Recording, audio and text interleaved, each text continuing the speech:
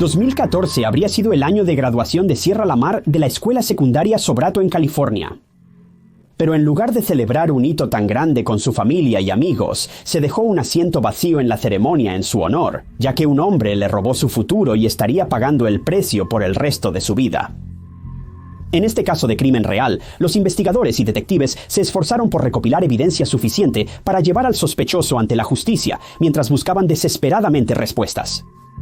Un giro inesperado en los acontecimientos finalmente dio a la policía las respuestas que esperaban.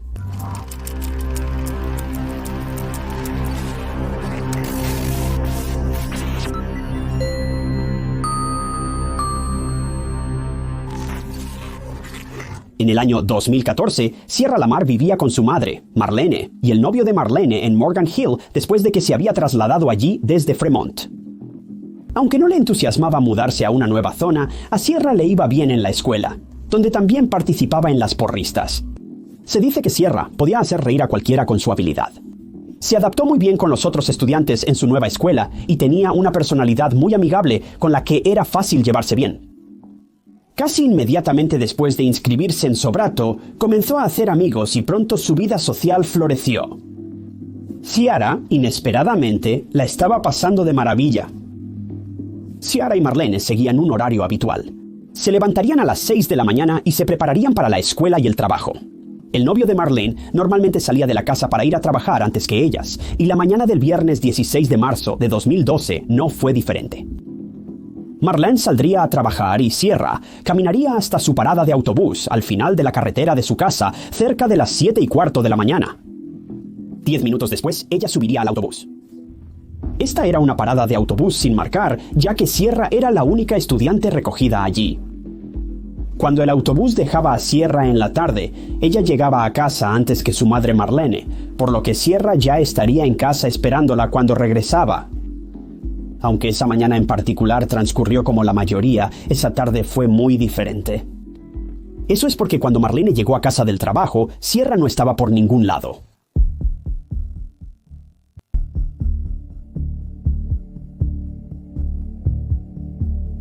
Era absolutamente inusual que Sierra no regresara a casa a la hora programada.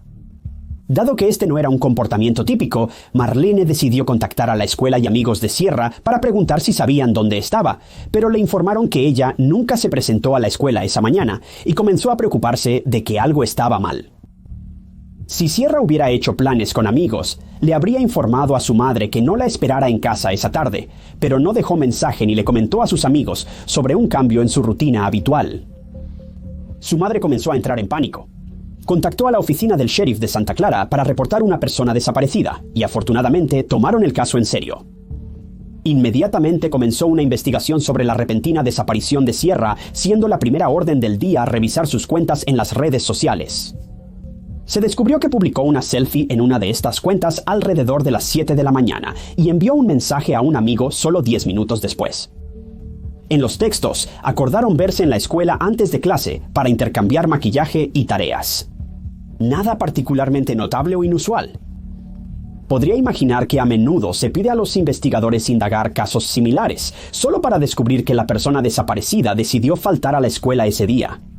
Pero nada sugería que Sierra tuviera tales planes, ya que sus libros y ropa de escuela faltaban en la casa, lo que probaba que probablemente los había llevado consigo. Ella había hecho planes con al menos un amigo para encontrarse en la escuela, por lo que los investigadores decidieron entrevistar al conductor del autobús que la habría recogido esa mañana. Pero aquí es donde el caso tomó un giro siniestro. El conductor del autobús informó que Sierra no había estado en su parada esa mañana, y los estudiantes que solían verla tomar el autobús en su lugar habitual confirmaron esto. Aparentemente había desaparecido en el aire, pero en este punto su caso solo se estaba tratando como una desaparición, ya que no se había encontrado evidencia que sugiriera que se había cometido un delito. Pero una búsqueda en el área no arrojó pistas, por lo que los investigadores decidieron realizar otra búsqueda al día siguiente con la ayuda de una unidad canina. Los perros siguieron el olor de Sierra por la ruta que tomaba diariamente hacia la parada del autobús, pero a medio camino su rastro se esfumó. Esto activó todas las alarmas para los investigadores, ya que esto indicaba que ella fue recogida por alguien que Marlene no conocía o que había sido llevada contra su propia voluntad.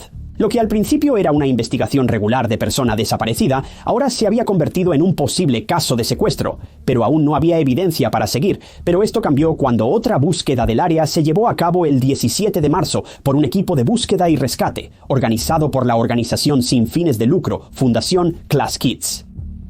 En un campo a solo unas cuadras de su parada de autobús habitual, un grupo de búsqueda se topó con una pista.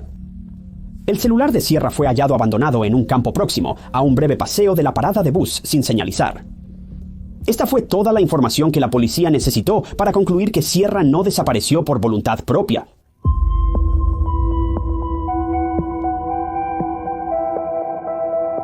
Tras la incautación del celular de Sierra por la policía, este fue enviado a un análisis forense exhaustivo.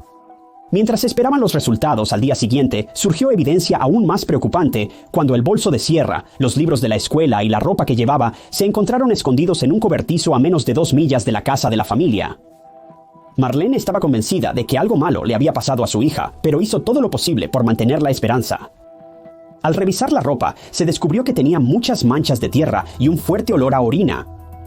Una imagen sombría comenzaba a surgir en la mente de Marlene, y no era una que ningún padre querría imaginar jamás. La evidencia sugería que Sierra fue secuestrada, su teléfono celular arrojado desde un vehículo en movimiento, y que, antes de que sus pertenencias y ropa fueran ocultadas en el cobertizo, había sido arrastrada por la tierra. Pero el misterio de su paradero aún estaba por resolverse, por lo que se tomaron muestras de ácido desoxirribonucleico de todos los objetos encontrados.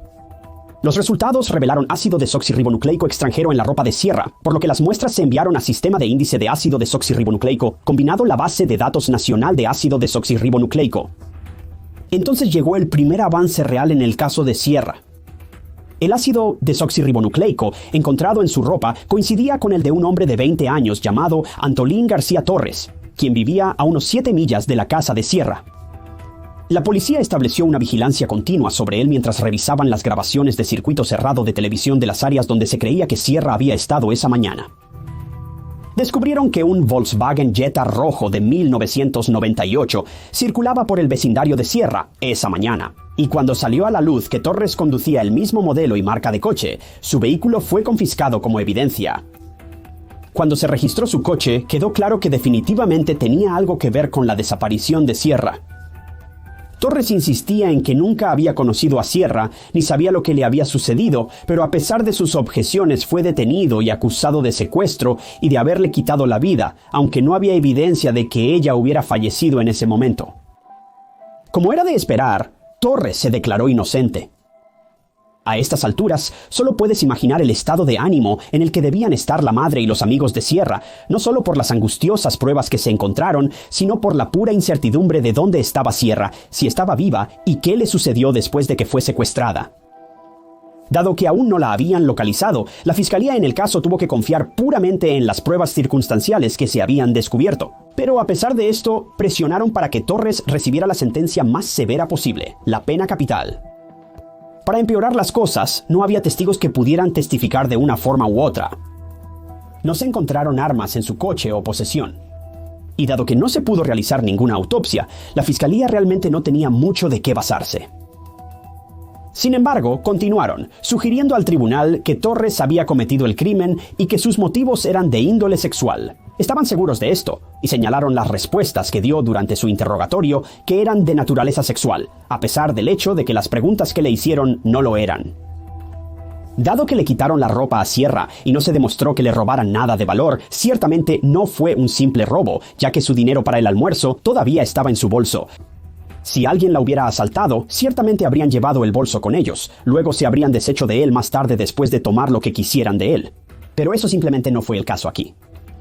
Luego, el tribunal escuchó que el auto de Torres no solo fue capturado por cámaras de seguridad cerca de la casa de Sierra, sino que también se vio en el área donde se encontraron sus pertenencias, y ahora era casi seguro que él era el responsable de su desaparición.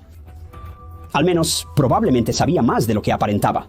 Pero debemos admitir que, en este punto, todas estas pruebas eran bastante circunstanciales. Los fiscales tendrían una tarea muy difícil para condenar a un hombre sin pruebas tangibles, más allá de estar en el lugar y momento equivocados, y algunos comentarios durante un interrogatorio. Iban a necesitar mucho más que esto si querían poner a este hombre tras las rejas. Pero por suerte, estaban cerca de lograr su objetivo.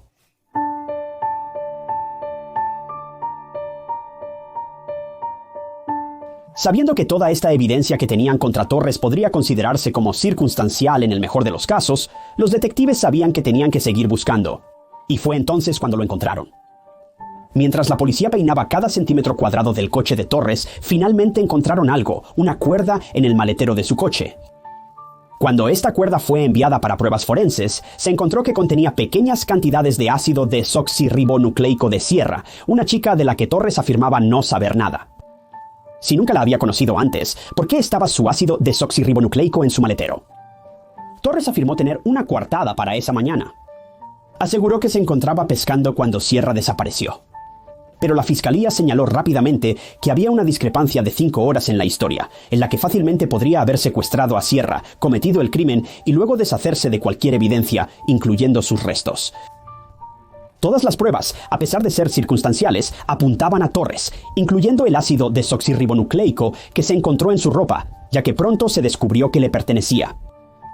Pero aquí es donde las cosas se ponen un poco, raras y desagradables. Torres también tenía una explicación para esa teoría. Así que Torres afirmó que temprano esa mañana había estado conduciendo en su coche y cuidándose a sí mismo, por así decirlo.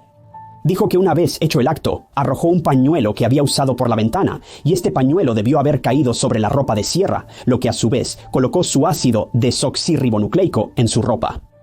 Pero hay un problema mayor con esta coartada.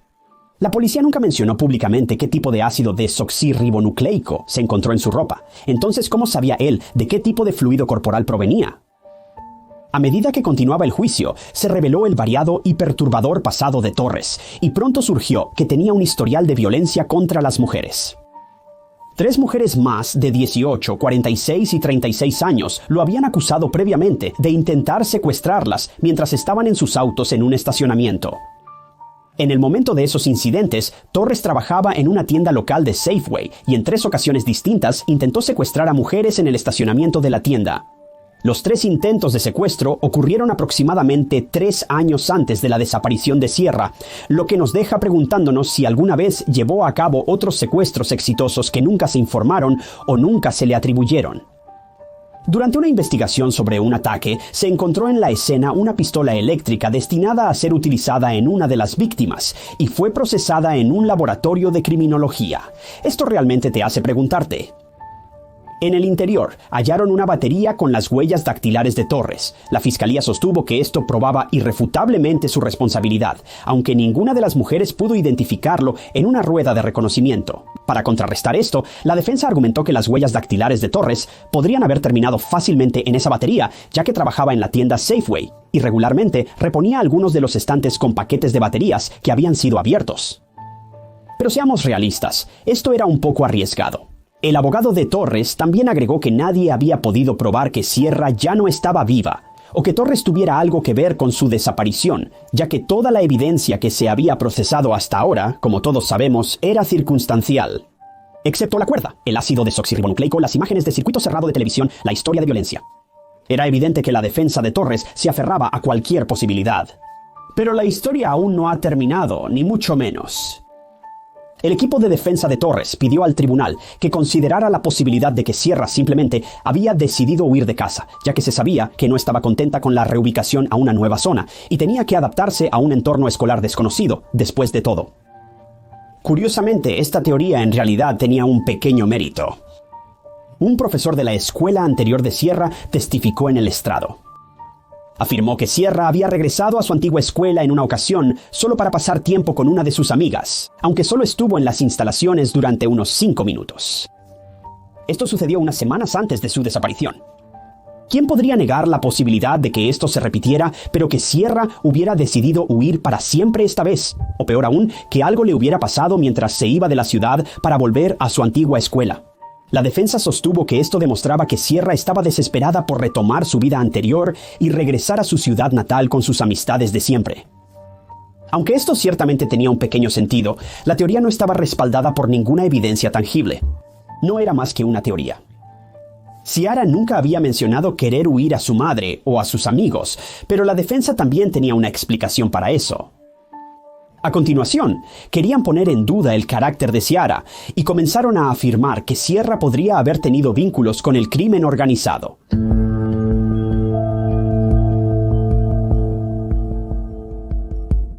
Para probar esta teoría, la defensa llamó al estrado a antiguos amigos de escuela de Sierra, quienes admitieron a regañadientes que ella, en ocasiones, había consumido sustancias ilegales. Un amigo dijo que un día antes de su desaparición, ella le envió un mensaje expresando ansiedad por regresar a Fremont, donde planeaba tomar pastillas nuevamente, lo cual no era bueno. Sus amigos también confirmaron que ella estaba desesperada por tener que mudarse, pero nunca sintieron que ella tuviera la intención de escapar, ya que todavía podía visitarlos cuando quisiera. Después de estas revelaciones, la defensa sugirió que Sierra fue secuestrada y asesinada por narcotraficantes locales, ya que probablemente tuvo que negociar con ellos para obtener las drogas que consumía. Aunque esta teoría tiene mucho sentido, era mucho más probable que ella obtuviera esas sustancias de alguien que ya las había comprado a un traficante.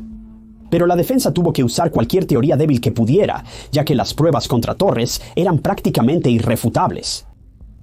Esto se demostró aún más por su opinión sobre las pruebas recolectadas en los distintos lugares donde se hallaron las pertenencias de Sierra. Afirmaron que el cabello que se encontró en la cuerda en el auto de Torres no estaba presente en las fotos de las pruebas y, por lo tanto, no podría haber estado presente cuando se recogió la cuerda. Esencialmente, estaban sugiriendo que la policía había plantado la evidencia en la parte trasera del auto de Torres. O al menos, esa es mi impresión de todo esto. Luego cambiaron su enfoque al sheriff, que estuvo involucrado en el caso, afirmando que cuando se encontró la cuerda en el auto de Torres, se tomó como evidencia, pero no se registró inmediatamente en la estación de policía, como era el procedimiento normal, ya que la bolsa se dejó en el garaje del sheriff en una bolsa sellada de manera incorrecta durante la noche, antes de ser llevada a la estación al día siguiente. Esto hizo posible que haya ocurrido una contaminación cruzada, lo que básicamente haría inútil este ácido desoxirribonucleico. También mencionaron que al procesar la ropa de Sierra se hallaron 9 mechones de cabello y se guardaron en una bolsa de evidencia. Sin embargo, al revisar el mismo sobre más tarde, uno de los mechones de cabello había desaparecido misteriosamente. Dado que esto sugería aún más que las pruebas habían sido manejadas incorrectamente, pidieron que el tribunal ignorara todas las pruebas de ácido desoxirribonucleico que se habían presentado hasta ese punto. Luego, llevaron a la atención del tribunal que había un testigo que vio algo sospechoso esa mañana que no se había mencionado antes. Le informó a los investigadores que vio un auto marrón parar en la carretera, cerca de donde Sierra solía tomar el autobús escolar. Afirmaron que, dado que nunca se hizo un seguimiento adecuado a esta pista, existe la posibilidad de que alguien más haya secuestrado a Sierra, y por lo tanto, no se pudo demostrar irrefutablemente que Torres era responsable. Si soy honesto, tengo que admitir, esto no se veía bien para la fiscalía. Hay que admitir que estos eran puntos muy buenos. Aunque creo que todos podemos estar de acuerdo en que Torres estuvo, sin duda, de alguna manera involucrado, bueno, estas teorías no se veían bien, y comenzaba a parecer que Torres podría ser liberado. La defensa entonces se enfocó en otros cargos contra Torres, específicamente en relación con los otros 3 intentos de secuestro. Señalaron que el mismo sheriff a cargo del caso de Sierra se encontró como un testigo poco confiable en otro caso no relacionado, ya que también había manejado mal las pruebas en esa ocasión, y el caso tuvo que ser juzgado nuevamente gracias a su incompetencia. Por lo tanto, solicitaron desestimar los otros 3 cargos contra Torres, ya que el mismo sheriff estaba a cargo de esas investigaciones. Habían logrado cambiar el enfoque del caso de la tragedia de que Sierra posiblemente perdiera su vida a la difícil situación de su cliente. Y como era de esperar, no pidieron que Torres subiera al estrado, ya que entonces habría tenido que enfrentar preguntas de la fiscalía que quizás no hubiera podido responder sin incriminarse a sí mismo. Su último intento fue desprestigiar a Sierra. Afirmaron que era una adolescente infeliz que tenía la costumbre de drogarse y que podría estar viva en algún lugar y probablemente solo decidió huir de casa o salir a alguna juerga de algún tipo. Debió ser muy difícil para los seres queridos de Sierra escuchar estas afirmaciones, ya que sabían que se sacaron de contexto para encajar con la narrativa de la defensa. Pero tenían la esperanza de que el jurado viera a Torres por el criminal que era y que se le ordenara pagar el precio máximo. Hasta este punto no se había encontrado evidencia que indicara que Sierra aún vivía.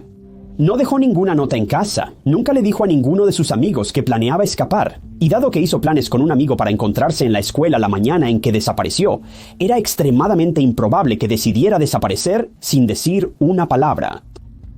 Tampoco tendría ninguna razón para deshacerse de la ropa que llevaba puesta, y no tendría sentido que dejara su teléfono tirado en un campo. Esto habría sido ridículo. El hecho es que se encontró el ácido desoxirribonucleico de Torres en la ropa de Sierra y en su coche, algo que no se puede simplemente discutir, independientemente del mal manejo de las pruebas. El análisis forense demostró claramente que Torres tuvo contacto con Sierra esa mañana, y él sabía dónde estaba al menos parte de ese tiempo, aunque afirmó que nunca la había visto antes y que nunca tuvo ninguna interacción con ella. Ahora, el jurado debía decidir el destino de Torres, quien se mantuvo inexpresivo y en silencio durante todo el juicio. Tras una larga deliberación, el jurado llegó a un veredicto.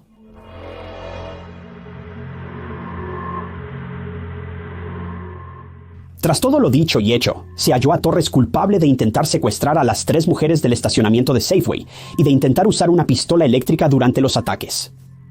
Afortunadamente, también fue declarado culpable del homicidio de Sierra, aunque sus restos aún no habían sido hallados. Pero la defensa aún tenía otros trucos aún más extravagantes bajo la manga, y simplemente no puedo entender este. Al momento de sentenciar a Torres, la defensa afirmó que la exposición a pesticidas en su infancia pudo haber afectado su personalidad y acciones, lo que implicaría que no se le podría responsabilizar por los crímenes cometidos. Su madre, Laura Torres, entonces intervino y agregó que él había crecido en un hogar abusivo, con un padre que era alcohólico, y se sabía que había abusado de Torres cuando era joven, junto con varios otros miembros de la familia. Ella señaló que su padre ahora estaba encarcelado de por vida después de ser encontrado culpable de abusar de uno de sus familiares y que este comportamiento habría tenido un efecto negativo en Torres, a quien describió como una persona responsable y cariñosa que protegía a su familia después de perder a su hermano, quien había sido arrestado y deportado por cargos de drogas antes de fallecer. Pero seamos realistas aquí. Todo lo que hicieron estas acusaciones fue demostrar que Torres provenía de una familia con un historial significativo de actividad ilegal y violencia. Esto no demostró de ninguna manera que Torres podría ser inocente. Solo demostró que otros familiares podrían haberlo influenciado, guiando a Torres por el mismo sendero. La mala compañía corrompe las buenas costumbres. No es un concepto difícil. Obviamente los tribunales no lo aceptaron. Al final, Torres fue condenado a 13 años y 8 meses tras las rejas por los 3 intentos de secuestro en la tienda Safeway. Pero en el caso de Sierra, recibió cadena perpetua sin posibilidad de libertad condicional. Hablando con Torres después de la sentencia, Marlene le dijo que aún podría encontrar algo de redención, revelando dónde dejó el cuerpo de Sierra, pero Torres aún se niega a admitir culpa en este caso, incluso después de todo este tiempo que ha pasado. El padre de Sierra, Steve, señaló que Torres también tenía hijas propias y le resultaba imposible entender cómo alguien con hijos podría considerar terminar con la vida del hijo de otra persona. Terminó su declaración añadiendo, después de lo que hizo, no contar dónde está Sierra y qué pasó. Espero que le carcoma mientras está allí, mientras se pudre en prisión. El caso de Sierra es uno que nunca debería haber ocurrido, pero sirve como otra advertencia de que hay muchas personas muy peligrosas en este mundo que solo tienen en cuenta sus propios intereses. Torres robó la vida de una joven solo para darse unos pocos minutos de placer. Si esto no fuera suficientemente malo, podría haber ahorrado a su familia mucho dolor, al menos revelando dónde escondió sus restos, pero eligió mantener su inocencia a pesar de ser claramente quien terminó con su vida. La familia de Sierra ha declarado que seguirán buscando sus restos hasta que la encuentren, momento en el que planean realizar un entierro adecuado para ella y darle la despedida que se merece. Pero por el momento, están intentando lidiar con el hecho de que Sierra se ha ido, mientras su atacante, un hombre claramente perturbado, continúa viviendo.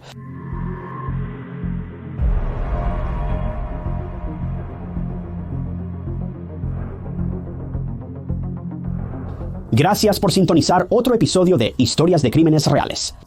Si te gustó este video, revisa este otro caso interesante que cubrí. No olvides suscribirte, es gratis y te mantiene al día con mis próximos videos. También puedes hacer clic en el botón de unirse abajo para apoyar al canal y acceder a nuevos videos antes que los demás. Pero mi nombre es Ty Notts y nos vemos en el próximo.